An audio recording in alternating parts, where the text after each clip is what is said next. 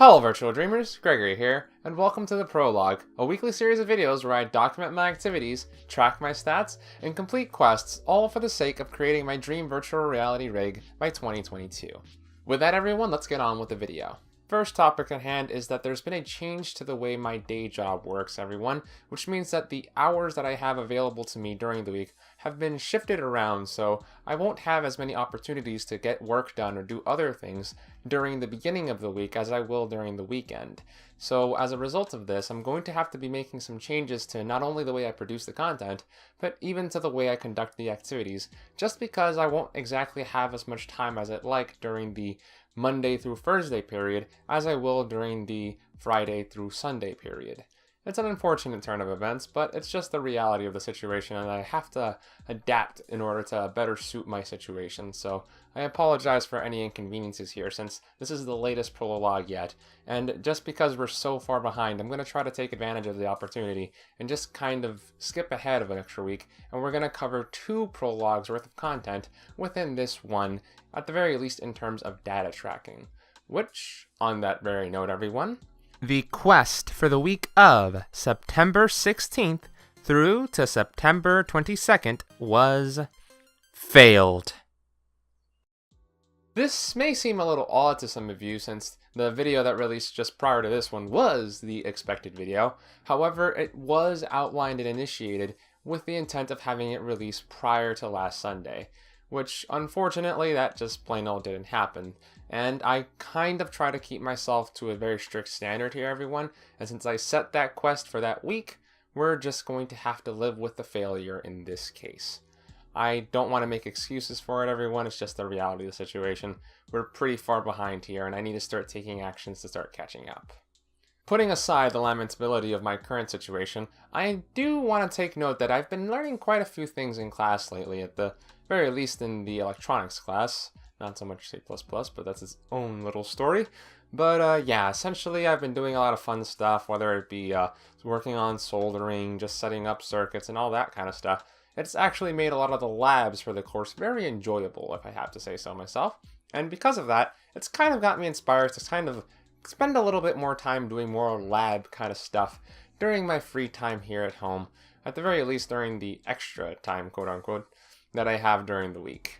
So yes, everyone, the quest for the week of September 30th through to October 6th will be Arduino Instruction Booklet. My task will be to go through all of the exercises that are contained within this little booklet over the course of the following week.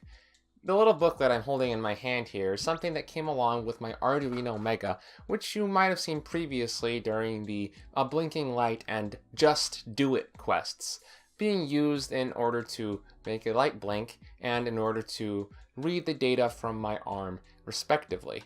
It came along with a, well, Arduino Mega, as well as this little kit or box that contains a bunch of different things, from wires, a little LED display, a mower, and a bunch of other nice little things that are good for just plain old experimenting and just dabbling into the realm of the maker movement, or at the very least of using microcontrollers in order to manipulate small electronics.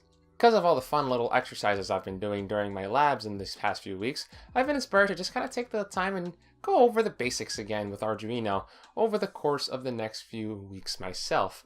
And I feel that there's no better place to start with that than just plain old going through the little booklet that was provided. I've kind of gone through it before in the past, but a good refresher never hurts. And I feel that after the failure that we had in the prior quest in regards to just trying to set up the leg movement and all that, I feel that I should probably just take time and go over the basics again anyway, just because I'm a lot rustier and a little less understanding of the information that I really would like. So I'll probably bust out a notebook and make some notes and just look into things as I'm working through the booklet this time. So please look forward to any results that come about from that. I might actually record some of this stuff since, hey, who doesn't like seeing some basic elementary stuff? At this point, it'll basically just be like working through a Lego instruction booklet for me. Because at the end of the day, that's really what most of this basic stuff ends up working out to. With that, everyone, we've just about wrapped up my matters, but you all had a quest during the previous prologue to be completed as well. Your quest, the Death Gun's Ammo, called for you to provide the name of the substance that was injected by the real-world version of the death gun within Sword Art Online's second season. Only one person could clear this quest, and that person was none other than Matt Gehring, who correctly replied that a muscle relaxant called succinylcholine was injected into users and would end up killing them. The character that Matt selected for me to sketch during this week was Goku in his Ultra Instinct Mastered form. Let's get that sketch up right over here. And yeah, I decided to do things a little differently this week, and I just kept things in pencil. I was initially thinking of doing an ink layer like what I've done in the past, but I decided for a few reasons that I wanted to keep things in pencil this time. First off, it's partially just due to the fact that I really am a big fan of Goku, and I opted to try to keep him in pencil for now because I might actually end up going over this sketch digitally and adding in color, some more shade, and a few more details just to make it pop. That's because Goku is a very near and dear character to me. It's worth noting, everybody, but the very first character, or really thing I can remember ever trying to draw in my entire life was Kid Goku. I don't know where I got it, but I think my mom or somebody brought me back a page from a how to draw book that showed how to draw Kid Goku when I wasn't even in the first grade, if my memory's serving at the very least pretty well. I mean, I don't recall being in school at that time. I mean, I didn't know how to read, but I recognized that it was Goku at the very least. But yeah, it wasn't even the first grade, so I probably wasn't even 6 years old, and I was already trying to draw Goku from the very start, and I would spend most of my elementary life just constantly drawing Goku. But who knows where I would be without that one coloring book / how to draw book image of Goku right now. So yeah, have to be very thankful to the character, so he holds a very near and dear place in my heart. And the other reason why I decided to keep things in pencil here are because, one, if I do it in ink, it'll kind of hide some of the intent behind some of the pencil strokes, so I want to kind of keep those in there because I might be really going ham on the details just digitally once I get into it. And also just because I kind of like the kind of nostalgic feel of drawing Goku in pencil, because that's kind of how I had to do it most of the time. I'd find whatever piece of paper or notebook or anything that I was working with and just try to draw Goku with whatever tool I had, which 9 times out of 10 was a pencil. So yeah, thank you very much, Matt Gehring, for giving me the opportunity to kind of go through a bit of a nostalgia trip and have a bit of a bridge or a connection with my childhood again here. Again, thank you very much for your selection, Matt Gehring, and congratulations for clearing the quest. Now then, everyone, it's time for your quest for the following prologue of the week of September 30th through to October 6th. Alicization Hype. There are 2 rewards for this quest: the sketch spot for the following prologue, and an opportunity to have a shout out in the next video. In order to earn the sketch spot, you must answer the following 2 questions first, before anybody else. The first question: how long does the Alicization arc span in terms of light novels in the Sword Art Online series? For those of you who don't know, the light novels are these books right here. I'm not just speaking about the Western releases though, so you have to kind of look into the Japanese side of things in order to get the final answer to this. And the second question is, how many cores or seasons will Sword Art Online Season 3 span? For those of you that don't know what a core is, it's basically just a season of anime, or kind of a sort of subdivision for the episodes that is used. A 1-core anime, for example, could be anywhere from 9 to around 13 or 14 episodes or so on the longer side of things.